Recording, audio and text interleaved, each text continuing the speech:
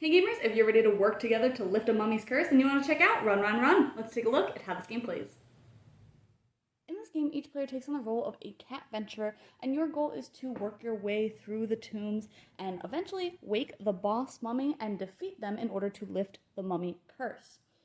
On a player's turn, the first thing they will do is roll one of the mummy dice. There are more mummy dice that might get added depending on mummies that come out, but they'll roll that and they want to get a blank because that is the best case scenario.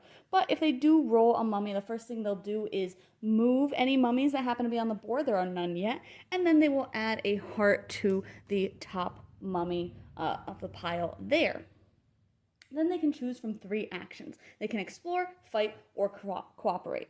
If they choose to explore, the player that is active will place a tile into the grid and then move to it. If that tile does not have a torch on it, it's not lit up, they will need to use a torch from the supply in order to light it. And if they don't have any torches in their supply, they will have to add another heart onto the mummy there. If players are able to create a triangle of 3 of the same type of tile, then they will be able to initiate a torch mechanism, which will get them 5 more torches into their supply, which will be very helpful again in placing more of those tiles later that don't have torches. Similarly, if they are able to place 3 different tiles together in a triangle, and of course along the way, like I said, you will be putting torches in these rooms in order to light them, then they will activate one of the door mechanisms, which have different things on the other side. So for this one, we would have to place 5 hearts on the mummies, which would trigger the top one, and then we would keep putting hearts on the next one. So we'd have a total of 5 on this one, and that would flip out, and that would be its health. And then we would put a couple more on that new one there as well. When players activate a mummy there, then they will take that mummy token and put it on the board anywhere that they want. Of course, the goal is to have them as far away from the relics as possible, as they don't want them to reach there.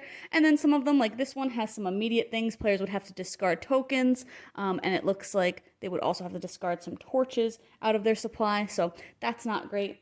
But then that mummy would be on the board, and like I said, if you do roll the mummy when they're out, then they will move the shortest path to get to the tomb down there. Another option players have on their turn is to fight, which happens when there are mummies out.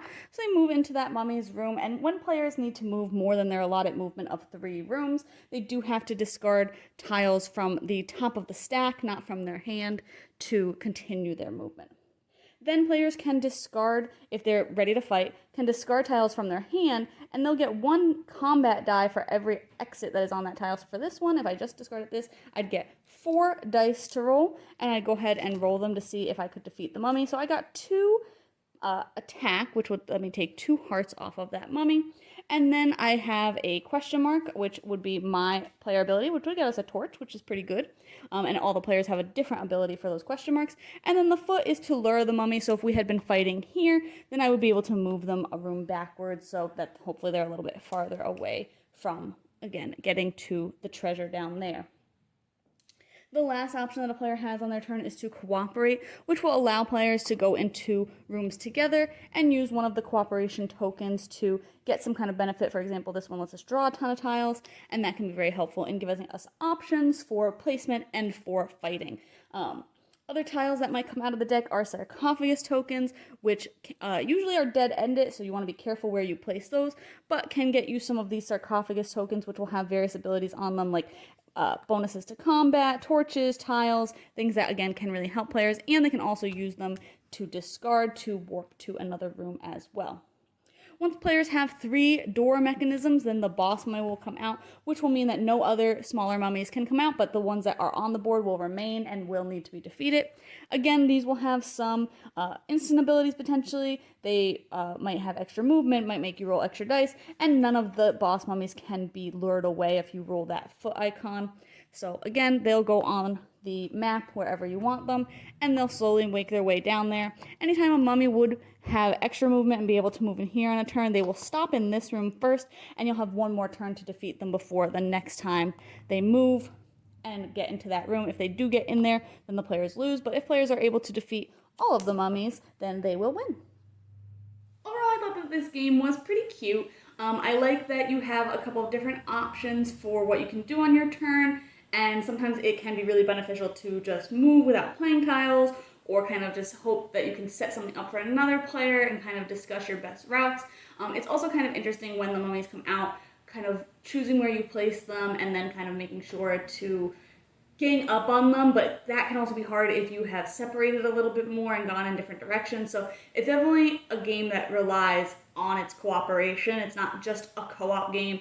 It really benefits from players discussing their best routes and sticking together, unlike other games where you're kind of doing something similar like Escape, where you're laying tiles and roaming around like a tomb, but you can split up and it's really not going to be to the detriment of players most of the time, whereas this, I do feel like it benefits players to stay together and really work together and really communicate what they think that they are going to be able to do as far as triggering those different mechanisms.